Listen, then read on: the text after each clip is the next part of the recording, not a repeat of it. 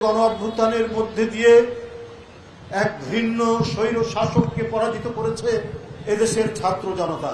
এদেশের মানুষ প্রত্যাশা করে কোথাও কোনো ধরনের মাদকের প্রভাব থাকবে না। সেই আলোকিত পথ অবলম্বন করলে পরে প্রত্যেকটি মানুষের হৃদয়ে আলোক উজ্জ্বল হয়ে উঠবে। সে কোনো বিপদগামী হবে না, সে কোনো ধরনের অন্যায় অনৈতিক কাজের সাথে যুক্ত হবে না।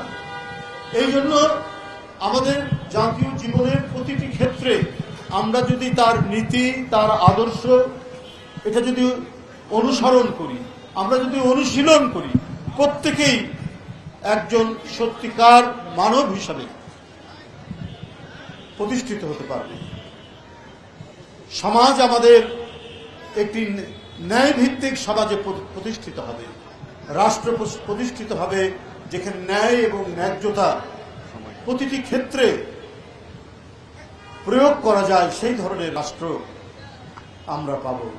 বন্ধুরা আমার, এক উত্তাল তরঙ্গের গণ অভ্যুত্থানের মধ্যে দিয়ে এক ভিন্ন স্বৈর শাসককে পরাজিত করেছে এদেশের ছাত্র জনতা। তাদের বুকে তাজা রক্ত ঢেলে দিয়ে ফ্যাসিবাদের 17 বছরের দুঃশাসনের অবসান ঘটানো হয়েছে। বন্ধুরা আমার, একটি অবাধ সুষ্ঠু নির্বাচনের মধ্যে দিয়ে একটি সরকার প্রতিষ্ঠিত হয়েছে, যে সরকারের অঙ্গীকার হচ্ছে প্রত্যেকটি ক্ষেত্রে জবাবদিহিতা করা।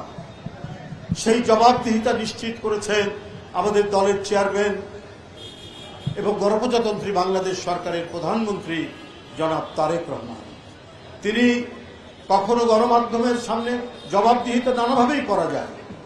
গণমাধ্যমের সামনে, তৃণমূলের নেতাকর্মীদের সামনে আমাদের মন্ত্রীরা জবাবদিহি করছেন, গণমাধ্যমের সামনে আমাদের মন্ত্রীরা জবাবদিহি করছেন, পার্লামেন্টের মধ্যে আমাদের মন্ত্রীরা জবাবদিহি করছেন।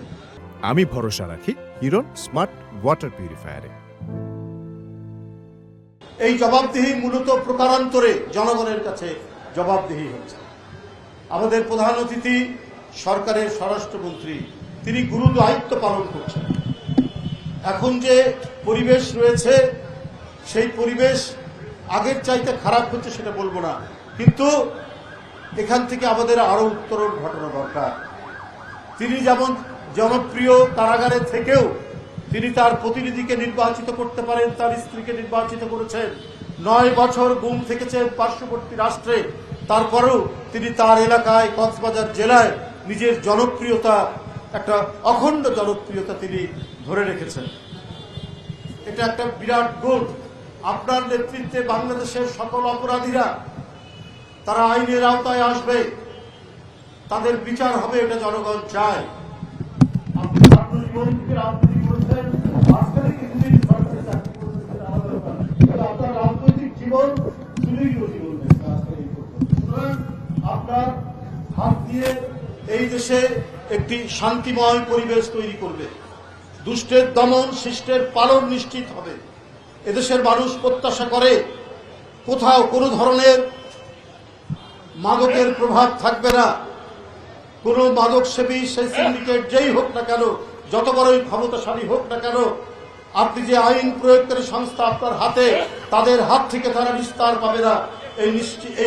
এই নিশ্চয়তা জনগণের কাছে, জনগণ চায় আপনার কাছ থেকে।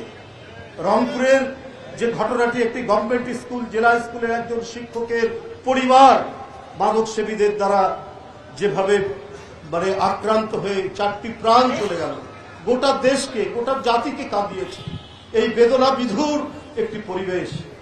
আল্লাহর কাছে অশেষ শুকর গুজার করি, আমরা আল্লাহকে ধন্যবাদ জানাই যে সরকার এবং আইন শৃঙ্খলা বাহিনী দ্রুততার সাথে সেই অপরাধীকে ধরতে সক্ষম হয়েছে। না হলে জাতীয় আন্তর্জাতিক ভাবে এই ঘটনাকে কেন্দ্র করে অনেক ধরনের কথাবার্তা শুনতে হতো, কিন্তু এটি সক্ষম হয়েছে।